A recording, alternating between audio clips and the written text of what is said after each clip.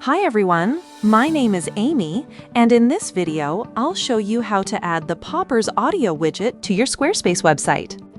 An audio widget can help you showcase music, podcasts, or other audio content in a clean and interactive way, making your website more engaging for visitors.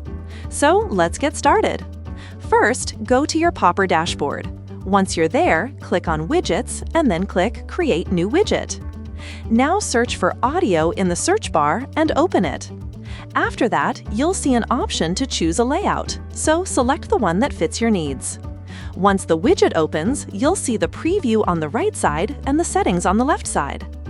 In the content section, you can add different tracks and change details like the track title and artist name.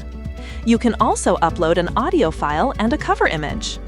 Next, go to the Templates tab, where you can change the widget template.